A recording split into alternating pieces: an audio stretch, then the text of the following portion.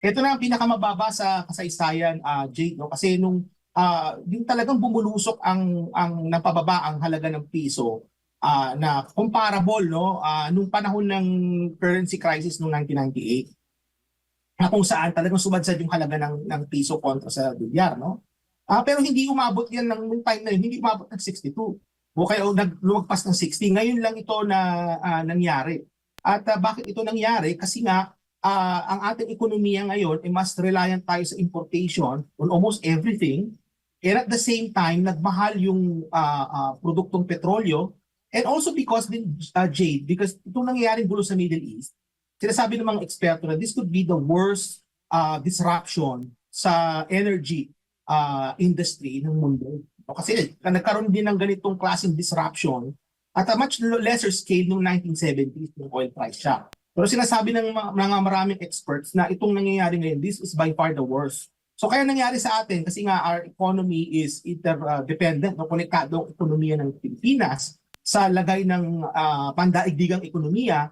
Kung ano yung nangyayaring gulo sa Middle East, talagang naapektuhan tayo dahil nga ang laki ng exposure natin sa importation, lalong-lalo na po sa produktong petrolyo, Jay. Bayan, at sa mga oras po ito, nasa linya po ng ating komunikasyon via Zoom si Dr. Michael Batu, isa pong ekonomista. Doc, good morning. Jade at Admar po muli ang inyong mga kasama. Maraming salamat sa inyong oras.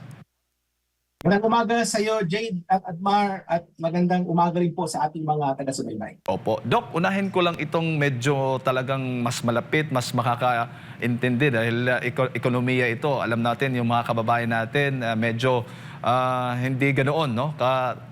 Masyadong ma-technical. Doon lamang sa paghina ng piso kontra dolyar muna tayo. Ano ho ba ang magiging implikasyon? Ano bang ibig sabihin yan? Ano bang magiging implikasyon yan para sa ating mga kababayan, sa ating bansa mismo? Oo. Magandang topic yan, Jade, no? Kasi napaka-relevant yan sa nakikita natin sa ngayon. Dapat po nating maintindihan, mga kababayan, kung paano po na determina yung halaga ng dolyar sa Pilipinas. Kasi halimbawa, sa ngayon, ang isang dolyar nagkakahalaga ng 62 pesos, halimbawa, no? So, yung 62 na yan, paano ba yan na-determina? Yan po ay na-determina sa merkado, ng merkado ng dolyar sa Pilipinas. So, sa isang merkado, meron mga gustong bumili at meron din mga gustong magbenta. Ngayon, sa kahit na anong merkado, mga kababayan, kapag kumukonti yung binebenta, nagmamahal. At ganun po yung nangyayari sa Pilipinas. Yung merkado po ng dolyar sa bansa, kumukonti yung dolyar na maaaring mabenta, kaya't nagmamahal. Ibig sabihin, kung dati-rati, ang isang dolyar ay halimbawa 40 pesos kada isang dolyar, ngayon ay naging 62 na. So ibig sabihin, kaya tumaas yung halaga ng dolyar kasi kumukonti. So bakit siya kumukonti? Unang-una, kinakailangan natin ng maraming dolyar para tayo'y makapag-angkat ng krudo. Nagmahal po yung krudo ngayon dahil sa digmaan sa gitnang silangan, so mas dadami po yung kinakailangan nating dolyar para makabili tayo ng krudo. So yun po yung una. Ikalawa, nagmamahal din po yung mga inaangkat natin. So ibig sabihin, hindi lang krudo, yung mga pagkain o kung ano-ano pang mga ini-import natin, kinakailangan din po natin ng dolyar para dyan. So kumukunti yung dolyar. Hindi nun po yun. Ikatlo, at dahil po ang Estados Unidos ngayon lumalakas yung kanilang ekonomiya, no? Dahil din sa digmaan, tumaas yung kanilang interest rate. Halimbawa, yung mga foreign investor sana na maglalagak ng dolyar dyan sa Pilipinas, hindi na muna sila maglalagak ng dolyar dyan sa Estados Unidos na muna. So mas dumarami yung mga dolyar na lumalabas kaysa sa pumapasok, mas kumukonti yung supply ng dolyar na meron sa bansa. Kaya nangyayari sa merkado ng dolyar, Jade, nagmamahal yung dolyar. Kaya yan po yung explanation, pinaka-basic po yan na explanation kung bakit po nagkaganyan, no? Ang sitwasyon ng halaga ng dolyar sa ating bansa, Jay. Opo. So, ang pinaka-apektado nito, Doc, madalas yung mga negosyante at o yung mga ordinaryong mamimili. Well, lahat po, no? Hindi lang yung negosyante, hindi lang mga mamimili, everybody. Kasi lahat po tayo ay kumukonsumo ng produktong petrolyo, no? Kahit na hindi po kayo commute, hindi kayo nagmamaneho, pero yung pagkain na pinakain ninyo, kinailangan ng gasolina para madala yan sa palengke. No? So kumbaga lahat ng binibili natin, nangangailangan ng crudo. At yung crudo na yan, ini-import natin. So ibig sabihin, lahat tayo apektado kung ano ang takbo ng halaga ng dolyar din sa Pilipinas, yung exchange rate na sinasabi natin. So Jake, hindi lang yan concern ng mga negosyante na nag-import at nag-export. Halimbawa, concern din yan ng mga ordinaryong mamamayan. Ngayon, speaking of ordinaryong mamamayan, Jake, kung humihina ang dolyar, ang piso at lumalakas ang dolyar, maganda rin naman yan dun sa ating mga kababayan na nagre-send ng remittance. No? Kasi nga kung nagsesend po kayo ng remittance sa bansa, marami tayong OFW viewers, Jade, no? Kasi yung ating programa na ito, napapakinggan tayo at napapanood tayo sa napakarami mga bansa, ang dami mga OFWs. So yung mga nagsesend ng remittance sa ating bansa, yung mga pamilya nila, nakikinabang yan kapag humihina ang piso at lumalakas yung mga foreign currency gaya ng dolyar. Kaya lang dapat natin tandaan na sa ganitong sitwasyon, kasi nga ang nagda-drive talaga nito, Jade, yung nangyayaring gulo ngayon sa Middle East, no? Bagamat tumaas ang halaga ng dolyar, nagmahal naman ang mga produkto sa Pilipinas sa tumataas ang rate of inflation. So ibig sabihin, kahit na lumakas yung halaga ng dolyar at yung mga remittance na natatanggap ng mga OFW families, kumbaga mas marami na silang mabibili ngayon out of the same amount of remittance kasi nga, tumaas ang halaga ng dollars. But then, ang nangyari, Jade, nagmahal naman yung mga binibili nila sa Pilipinas. So parang amanos din, no? Parang tabla lang. So kumbaga, back to my point, hindi lang mga negosyante, Jade, ang apektado nito. Lahat po tayo. So dapat seryosohin ito, Doc. Ito ba ay first time lamang na meron tayong, umabot tayo sa 61, mahigit 61 pesos yung piso po natin kontra dolyar? Ito na ang pinakamababa sa kasaysayan, Jade, no? Kasi yung talagang bumulusok ang napababa ang halaga ng piso, na comparable, no, nung panahon ng currency crisis noong 1998, na kung saan talagang sumadsad yung halaga ng piso kontra sa dolyar, no? Pero hindi umabot yan nung time na yun, hindi umabot ng 62. O kaya lumagpas ng 60. Ngayon lang ito na nangyari. At bakit ito nangyari? Kasi nga ang ating ekonomiya ngayon ay mas reliant tayo sa importation on almost everything. And at the same time, nagmahal yung produktong petrolyo. And also because Jade, because itong nangyayaring gulo sa Middle East, sinasabi ng mga eksperto na this could be the worst disruption sa energy industry ng mundo. Kasi nagkaroon din ng ganitong klaseng disruption at a much lesser scale noong 1970s ng oil price shock. Pero sinasabi ng mga maraming experts na itong nangyayari ngayon, this is by far the worst. So kaya nangyari sa atin kasi nga our economy is interdependent, no, konektado ang ekonomiya ng Pilipinas sa lagay ng pandaigdigang ekonomiya. Kung ano yung nangyayaring gulo sa Middle East, talagang naapektuhan tayo dahil nga ang laki ng exposure natin sa importation, lalong-lalo na po sa produktong petrolyo, G. Sa tingin mo, Doc, aabot pa tayo sa 62 pesos, 63 pesos sa mga susunod na mga araw o mga panahon? Matapos nga itong, kasunod nga nitong pagtaas din, o paghina ng piso kontra dolyar? That's a good question, Jade. Nakadepende talaga ito sa kung gaano katatagal itong gulo sa gitnang silangan at kung gaano pa kalalim yung disruption na po pwedeng mangyari. Kasi sa ngayon, may disruption pero sa aking assessment, hindi pa ito malalim.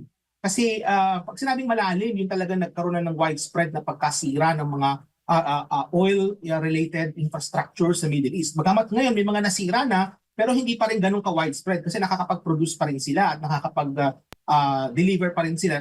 Bagamat kakaunti lang, idinadaan nila sa Red Sea. No, meron silang pipeline ng Saudi Arabia mula dun sa Persian Gulf papuntang Red Sea, dumaan sa gitna ng disyerto. So meron pa rin nakakalusot na kakaunting crudo, pero hindi kagaya nung dati. No? So meron pa rin lumalabas na crudo doon. Pag sinabi kong malalim yung disruption, yung talagang nasira na yung mga infrastructure. Wala pa tayo dun sa ngayon. So kapag ka umabot sa ganong sitwasyon, G, hindi malabong baka mahigit 70 o baka 80 pa yan, no? Pesos per $1. Pero sa ngayon, hindi pa natin nakikita yan. No? Pero that is a possibility if naging mas lumala palalo yung sitwasyon sa gulo dyan sa Middle East. And nakadepende na ito, Jade, no? Depende rin ito sa kung meron din tayong mapagkukuhaan ng ibang source and whether or not pwede na nating hindi gamitin ang US dollar sa pagbili ng crudo. No? Kasi kapag hindi mo na ginamit yung US dollar sa pagbili ng crudo, halimbawa, gagamit na tayo ng currency ng mga bansa, no? We will be not using petrodollars anymore. Hindi na natin kakailanganin yung US dollars. Bababa yung demand ngayon sa US dollars. Yan na ngayon ang hihila pataas ng halaga ng piso kontra sa dolyar. So, posible pa rin na hindi talaga umabot ng 65, no? Kung this early, makipag-usap tayo sa mga bansa at hindi na natin gamitin ng US dollars. No? Makipag-negotiate tayo na posible na baka kung anong currency yung gusto nila, yun ang gagamitin natin para mas maproteksyonan tayo at by extension, Jade, maproteksyonan din yung ating mga mamimili. No? Yun po yung kinakailangan na isaalang-alang ng ating gobyerno. So kung posible, no, makipag-negotiate sila sa mga ibang bansa na hindi na muna US dollars yung gamitin para mas maproteksyonan po yung ating ordinaryong mamamayan against sa pagtaas ng presyo ng mga bilihin. Pero Doc, ano bang papel ng Bangko Sentral ng Pilipinas sa mga ganitong sitwasyon? O yung gobyerno mismo, may magagawa ho ba para kontrolin yung ganitong sitwasyon? Kasi that's a good question. Kasi we have to understand, Jay, kung ano bang mandato ng Bangko Sentral. Ang mandato ng BSP is price stability. So kumbaga, yung presyo ng mga bilihin, kailangan na maging stable yan. Sa ngayon, may evidence na there's a very good chance na talagang sisipa ang inflation pataas. So ibig sabihin, hindi nagiging stable ang presyo ng bilihin. So ang kinakailangan ng Bangko Sentral dyan is mag-intervene sa pamamagitan ng marami siyang polisiya, kagaya halimbawa ng pag-i-increase ng interest rate. Pag tumaas ang interest rate, ang mangyayari niyan is magmamahal yung paghiram ng pera at that would lead to lower demand. No? Bababa yung demand po sa mga produkto. Ang mangyayari niyan is ihihilain yan pababa ang inflation. No? May ganong argument dyan. Another way din ng Bangko Sentral to intervene in markets is indirectly through money in circulation. So pwede siyang magbenta o bumili ng bonds para mapababa o para makontrol yung dami halimbawa ng pera na umiikot sa ekonomiya. At ikatlo is mag-intervene siya directly or indirectly sa merkado ng mga iba't ibang currencies, no, kagaya ng US dollar. So pwede ninyong gawin yan. Pero ang pinaka-goal talaga dyan, Jade, no, sa ganyan mga klaseng polisiya ng Bangko Sentral is to stabilize prices. So yun yung sa Bangko Sentral. Kasi alam mo, sa totoo lang, Jade, bagamat ang mga members ng Monetary Board, yan ay appointed ng Malacanang, under the law, yung Bangko Sentral, they have to be independent of the government. Independent yan. So ibig sabihin yung pag-set nila ng interest rate, yung mga polisiya nila, that is independent sa Malacanang, under the law. No, yun yung nasa batas, saka nasa teorya yan, ganun po talaga eh. Meron tayong independent central bank. Ngayon doon sa isang tanong mo naman, Jake, kung anong pwedeng gawin ng gobyerno, halimbawa yung gobyerno ni Marcos Jr., pwede nilang gawin dyan yung mga pagbababa ng taxes, no, para mapamura ang bilihin, kagaya halimbawa ng pagsususpindi ng VAT, no, sa mga bilihin, halimbawa sa mga produktong petrolyo, o kaya yung pagkaalis ng excise taxes, so that is another. And again, ang goal niyan, Jay, is for these products to be affordable at para makontrol yung rate of inflation. Oo, pero Doc, hindi ba sabi mo nga, itong pagbagsak nga ng piso kontra dolyar, ay mas lalong nagpapahirap, di ba, sa gobyerno na ibaba pa nila itong mga presyo ng pagkain, ng langis po natin. Kaya nga, so sinasabi ko kanina, Jade, is isa sa mga solution dito is to negotiate with other countries. Lalong-lalo na yung mga pinagkukuha natin, halimbawa sa China, no? Because China, we're buying refined petroleum from China, for example. Kaya bumibili tayo ng direct na ng langis mula sa Russia, is not to use petrodollars in these transactions. No? Kasi kapag ginagamit niyo yung US dollar, nakakadagdag pa yun sa pagtaas ng presyo. Pero kung gagamitin mo yung currency ng bansang pinagbilhan mo ng crudo, at least ma-eliminate yung fluctuations sa presyo na nanggagaling dahil sa paglakas ng dollar. No? So at the end of the day, favorite ko expression yan, Jay, is ano ba talaga ang magiging mas mahalaga para sa ordinaryong mamamayang Pilipino? O ang pinapahalagahan ng gobyerno is para maging masaya si Uncle Sam dahil ginagamit ang US dollars. No? So kung akong tatanungin as far as policy goes and as far as kung saan tayo dinadala ngayon ng global events, we are being led towards a world, Jay, na kung saan na ang US dollars nagiging medyo irrelevant na. No? Kasi nga, ang mga bansa, kung tatanungin mo sila, mas gusto nila ngayon na wag gumamit ng US dollar at just to let go of the petrodollars kasi nga ang nangyayari is nakakadagdag ito sa presyo ng produktong petrolyo. And by the way, ang nangyayari rin ngayon is countries are looking for other sources of energy. No? So nandiyan ang Russia, no? Nandiyan yung mga ibang bansa sa Africa, nandiyan ang Venezuela, for example. There, even Canada, no? We produce energy din, no? Ang crudo. So countries are searching for other ways and means na para makahanap ng bagong sources of energy and at the same time sa mas affordable na mga presyo. No? So yun yung nakikita ko dyan, Jay. Opo. At bago ko ipasa kay partner Admar, ang epekto naman ito doon sa mga negosyante, sa mga small businesses, no? Mga MSMEs na dahil nga dito sa paghina ng piso kontra dolyar at maging yung mataas na operational cost, Doc. So possible marami po ang magsasara. Well, sana huwag namang humantong sa ganyan, Jito, na kung saan na magkaroon ng paghinto ng economic activity. In fact, sa mga pulisiya ng DepEd, nakita ko yung kanilang mga presentations sa Senado as a result of the crisis. Isa sa mga goals nila dyan, Jay, is ma-prevent yung paghinto ng ekonomiya. Kasi ang nangyayari, Jay, kapag ka nagtaas ang presyo ng bilihin, nagtaas ang presyo ng produktong petrolyo, tumaas ang presyo ng mga ini-import natin, no, galing sa ibang mga bansa, ang nangyayari niyan is yung cost of production niyan na ipapasa sa mga consumer. And kapag ka masyadong mataas ang presyo ng mga bilihin, ang nangyayari niyan is yung mga consumer ay ayaw na munang bumili. No, kumbaga nagtitipid na muna sila. Yan yung tinatawag natin na stagflation, Jade. Ang stagflation, yan po ay kombinasyon ng dalawang salita. Ang stagnation, ibig sabihin yung ekonomiya ay hindi na lumalago, naging stagnant na yung ekonomiya kasi huminto ang ekonomiya as a result of these high prices. And then speaking of prices, yung ikalawang word dyan is inflation. Kasi nga tumaas ang presyo. So pag pinagsama mo sila, ang tawag po dyan ay stagflation. At merong posibilidad po mga kababayan na mangyayari yan sa bansa natin. No, yung tinatawag na stagflation. Kasi kung titingnan po ninyo yung paglago ng ating ekonomiya, mababa. No? 3% tayo nung nakaraang quarter. Baka ngayon mas mababa pa dahil din sa crisis. And ang inflation ay sumisipang pataas. So merong malaking chance, Jade, na magkaroon tayo ng sinasabing ng ating stagflation, which I think best describes kung ano yung sinasabi mo kanina, no, na makakaapekto sa mga ordinaryong mga mamamayan, sa mga MSMEs. Hindi po maganda yan mga kababayan kapag nangyari po yan kasi pagka nagkaroon ng stagflation, medyo matatagalan po ang pag-recover ng ating ekonomiya. And again, kung mangyayari po yung stagflation na yan, nakadepende kung magano pa katagal itong gulo sa Middle East na sinimulan ng Estados Unidos at ng Israel. Doc, magandang umaga, si Admar po ito. No?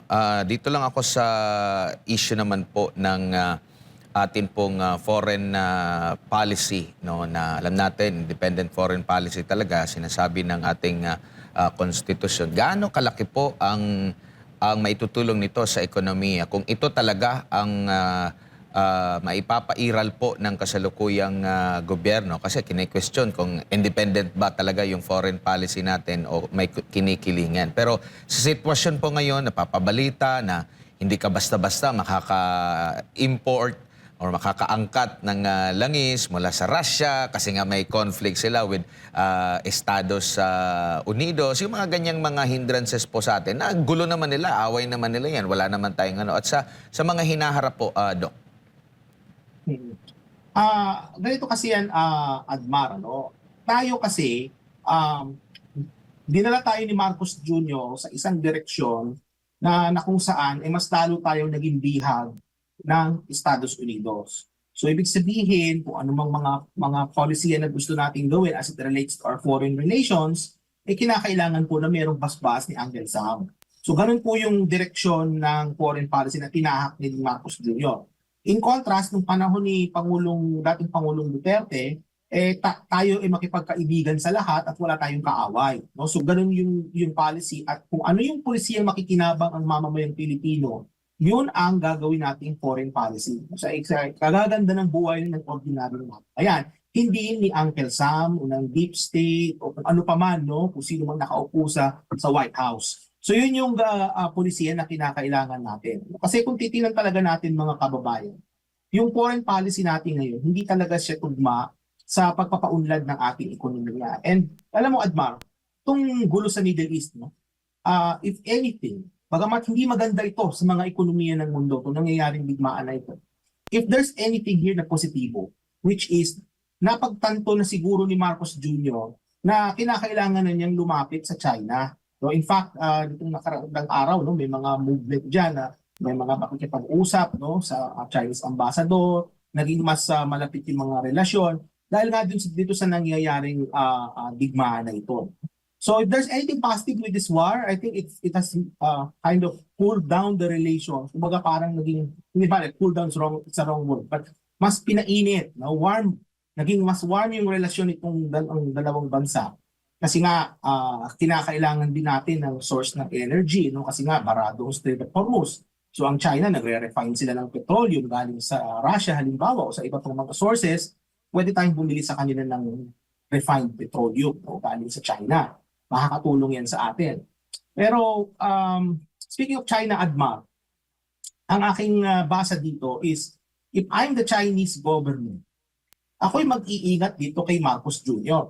Kasi Marcos Jr. has a history of saying one thing and doing another. So parang budol. Parang budol. Budol talaga. Kasi kung ano yung sasabihin niya, hindi niya yung gagawin. So kagaya halimbawa ngayon, makikipagmabuti siya sa China, makikipagmabait siya sa China, and yet, nangyayari pa rin itong mga nangyayari itong gulo dito sa West Philippine Sea o sa South China Sea. He is being nice to China and yet he's poking China on the other. No? So kung ano yung sinasabi niya dito, iba yung ginagawa. Iba yung ginagawa ng kanang kamay, iba yung ginagawa ng kaliwang kamay. No? Ganyan yung nakikita ko dito kay Marcos Jr. So sa ganyang klaseng paraan ng pamamahala, I highly doubt if the Chinese will take him seriously.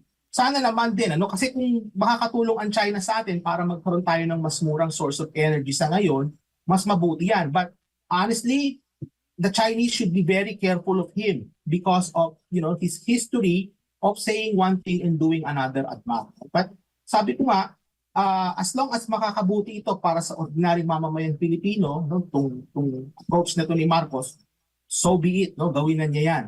But then again, he should not expect that the Chinese would be, you know, would be enthusiastic. I think the Chinese are forgiving din naman sila. They're Asians, they're like us. These Asian people are generally forgiving people. After the many years of demonizing China and painting the Chinese as the enemy, now ngayon lalapit si Marcos Jr. sa China, no? So just put yourself on the other side. If you were the Chinese government, if you're China, how would you feel? After many years, no, you have this person demonizing you, and now because nagkakagulo, kailangan nila ng crudo, they come to us. Diba? So ang China naman mabait yan, no? Pero dapat magpakatotoo din itong si Marcos Jr. And we should not be surprised if the Chinese would take a very careful but yet pragmatic stance as they relate with Marcos Jr. Opo, dito naman po tayo lipat sa naging controversial din na mga bill shock ngayon sa Meralco po. Doc, gaano naman ito po na nakakaapekto sa ordinaryo mga Pilipino, doon sa mga taxpayer, kasi nagtaka sila na pati pala yung mga tinutulungan ng gobyerno, akala natin tinutulungan ng gobyerno, yun pala pinapasa lang pala doon sa mga mga consumer din, no? Lalo na yung sa mga lifeline, no, na tinatawag po nila, at iba pang mga bayarin. Pero ang rason naman po dito ng Meralco at saka ERC, sumusunod lang sila dito po sa batas. So ibig sabihin, hindi ba ito pinag-aralang mabuti? Doc, ano sa tingin niyo po, gaano kahalaga itong na ito, usapin po na ito na dapat once and for all masolusyonan po? Kasi matagal na nating naririnig ito. In fact, isa si Senador Rodante Marcoleta sa mga na nito noon pa nung nasa Congress, sa Kamara pa siya, hanggang ngayon nasa Senado po, kabilang na ito at nasabon niya siya kamakailan. ang Meralco last time sa pagdinig po ng Senado? Alam mo, Admar, ito ay classic example ito ng tinatawag nating corporate greed. No? Pagkaganit ng mga korporasyon. Kagaya halimbawa ng Meralco. So halimbawa yung inefficiency nila sa pagde-deliver pagde-distribute ng kuryente ay ipinapasa nila yan sa mga consumer. Instead, dapat ini-internalize nila yung inefficiency na yan. So ibig sabihin ng internalization, Admar, is that silang mag-absorb yung inefficiency instead of passing it to the consumer. Bakit? Hindi naman kasalanan nung mga nasa subdivision. Halimbawa, na kung may mga nananakawang kuryente sa mga ibang lugar, bakit yung mga taga-subdivision ang magbabayad nun? O bakit yung mga ibang sektor ang magpapasa ng inefficiency ng Meralco? So, kumbaga, ang nangyayari dito is kawalan ng, kumbaga, kahinaan ng batas, no, na para makorek itong sitwasyon na ito. And this gives us an opportunity to actually review the relevant laws sa kaso sa prangkisa ng Meralco, kasi franchise yan, Admar. No? So ibig sabihin nito is meron pa rin paraan para mabago yung batas. No? Yung mga batas na yan, hindi yan set in stone na kapag ka nasulat na yan, hindi na yan pwedeng mabago. Ang mga batas na yan ay pwedeng amyendahan. No? So yung nangyayari sa Meralco is corporate greed. In fact, Admar, Meralco posted historic highs in terms of profits. No, kung yung kinikita ng Meralco ngayon ay posible na sa mga pinakamataas nila sa kasaysayan nito in terms of profits. And yet makikita natin na yung inefficiencies nila ay ipinapasa nila yan sa consumer. Hindi naman tama yun. So I think, and I agree with Senator Marcoleta dito, no, definitely na merong mga opportunities, no, para maamyendahan yung batas, para ma-internalize ng Meralco yung inefficiencies nila at hindi nila maipasa yan sa consumer. Kasi just imagine mga kababayan, no, kung hindi sa inyo maipasa yung mga nagbabayad sa Meralco, no, kung hindi sa inyo maipasa yung inefficiencies nila, bababa ang singil sa kuryente para sa inyo. And also, Adman, speaking of kuryente, napakamahal pa rin ang kuryente sa ating bansa. At the fact na mahal ang kuryente, that pushes investors away. Itong si Marcos Jr. hanggang ngayon, hindi pa rin niya ginagawa ng paraan para bumaba ang singil sa kuryente. Sinabi niya nung kampanya, gagawa siya ng mga paraan, mga pulisiya, programa, para maibaba ang presyo ng kuryente. And yet hanggang ngayon, ganyan pa rin at nakita natin ang ginagawa ng Meralco sa ating mga mamamayan. So, ibig sabihin, definitely, meron pa rin opportunity para baguhin yung batas. At singilin ninyo si Marcos Jr., mga kababayan, nasaan na yung pinangako niyang murang kuryente na pagbaba ng presyo ng kuryente? Hanggang ngayon, wala pa rin, hindi pa rin bumaba ang kuryente. Kaya nabanggit ko nga kanina, yan ay halimbawa yan na kung ano yung sinabi ni Marcos sa kaliwa, iba yung ginagawa sa kanan. O kung ano yung ginagawa ng kaliwang kamay, iba yung ginagawa ng kanang kamay. Hindi pa rin, hindi tugma. No? Madalit salita, pambubudol na naman yan. So, meron pa rin opportunity mga kababayan, no, para mabago yung batas at thank goodness for senators like Senator Rodante Marcoleta na nakita niya yan na may paraan pa para maamyendahan yung batas para mas maibaba pa lalo ang presyo ng kuryente. Huli na lang po, meron pong mga nananawagan na magbitiw na sa pwesto bilang Executive Secretary si Ralph Recto na dati ring Finance Secretary na sinasabi nila na ito yung parang kabilang sa mga responsable daw. Kaya ganito po yung takbo, tahak ng ating ekonomiya ngayon. Nababansagan nga po siya, Doc, na VAT man.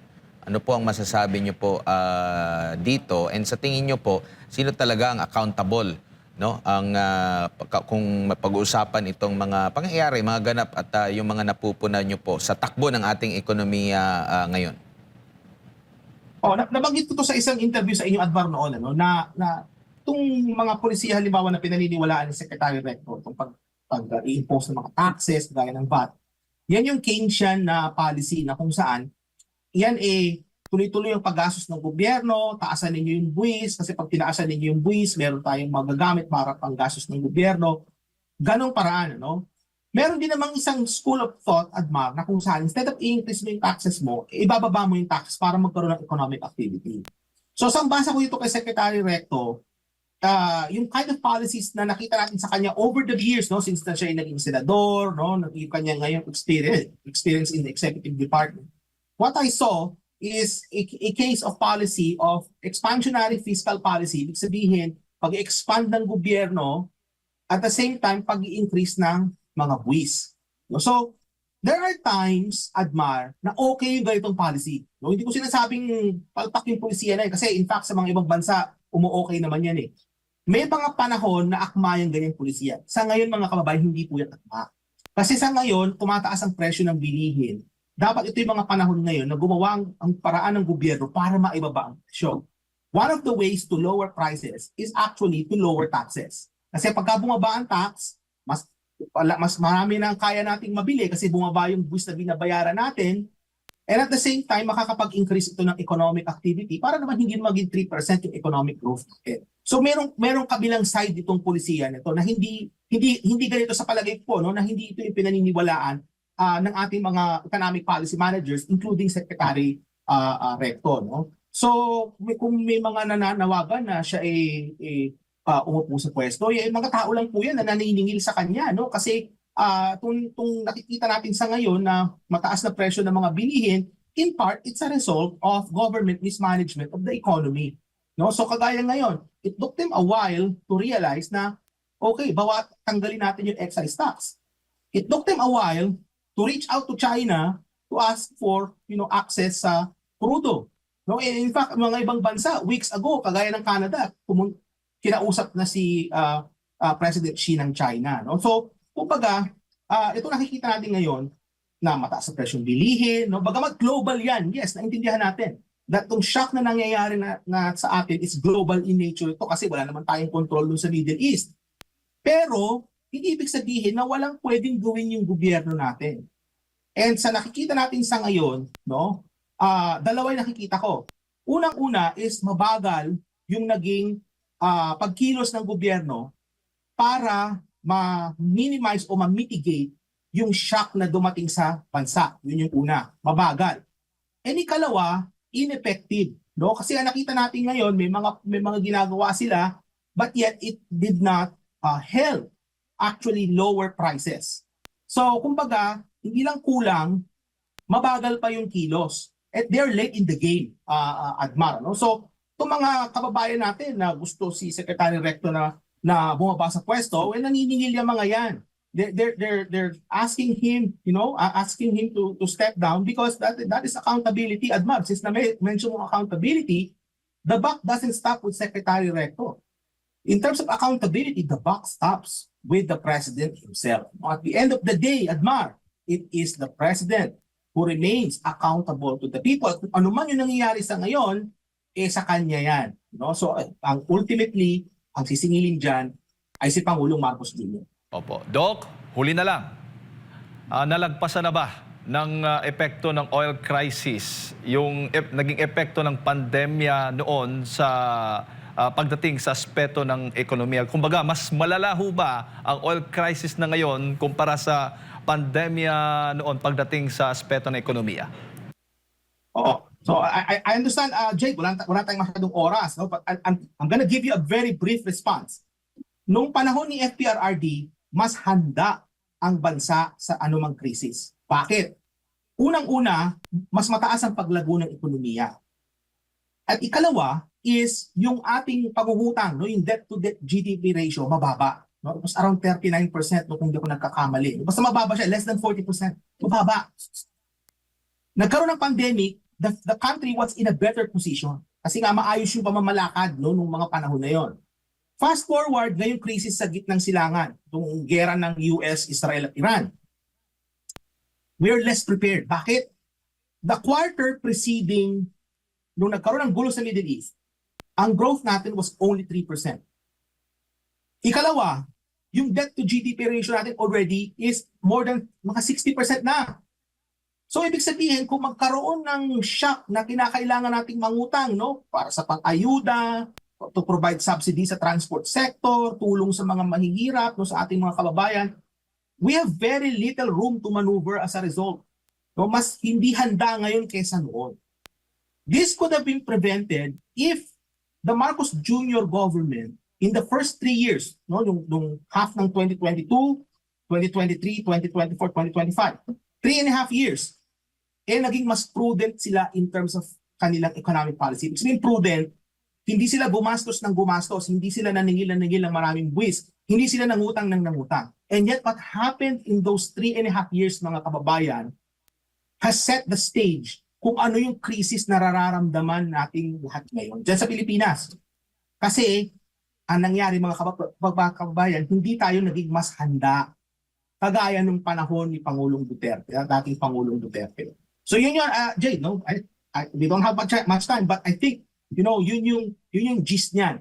Nung panahon ni FPRRD, we were more prepared for a shock compared to now we are less prepared. Kaya tayo naging less prepared dahil sa kagagawan din ni Pangulong Marcos Jr., kagagawan ng Congress, kasi nga instead of being prudent in terms of using people's money, gumastos sila ng gumastos, at ito po ang naging pinahinatnan natin sa ngayon, Opo. mga kababayan. Mensahe po ninyo sa mga kababayan po natin, lalo na sa mga karaniwang tao na papaano ba sila makaka-adjust sa ganitong economic environment, Doc, na meron tayo ngayon? Well, ang mensahe sa ating mga kababayan, alam nyo, dahil sa klase ng gobyerno na meron tayo ngayon, huwag nyo na silang asahan. Wala kayong maaasahan sa gobyerno. May ayuda, yes, and again, ayuda is temporary. No, sa palagay ko, under kay Marcos Jr., expect nothing. No, kasi nga, sabi ko nga kanina, he's doing one thing sa kaliwa, iba yung ginagawa sa kanan. No? So he's not being forthcoming sa mga tao. Iba yung ginagawa niya sa sinasabi niya. So, base dyan, pretty much the people, you're left on your own. So ibig sabihin, magtulungan tayo. No? So halimbawa, kayo bibiyahe, pupunta kayo ng palengke, baka pwede kayo mag-carpooling. No? Samahan nyo yung mga kaibigan nyo, yung mga kapitbahay nyo, o pupunta tayo ng palengke, maghati-hati kayo sa gastos. So kumbaga, bayanihan, no? Tayo-tayo pa rin, and we need to rely less sa gobyerno, lalo-lalo yung kasi ng gobyerno na meron dyan ngayon. No? Hindi yan kagaya ng panahon ni FPRRD na maaasahan yung gobyerno. Ngayon hindi. Ang nangyari kasi ngayon, puro grafting corruption, puro kanila, wala sa inyo. So sa ngayon, wala kayong maaasahan, no? Sa ating gobyerno, unfortunately. So you have to rely on your own and be resilient on your own para malagpasan natin itong krisis na ito. Which, by the way, Jay, malagpasan din naman natin ito kasi itong mga krisis na ganito, temporary lang naman yan. Kaya lang medyo baka magtagal ngayon. But nonetheless, matatapos din naman.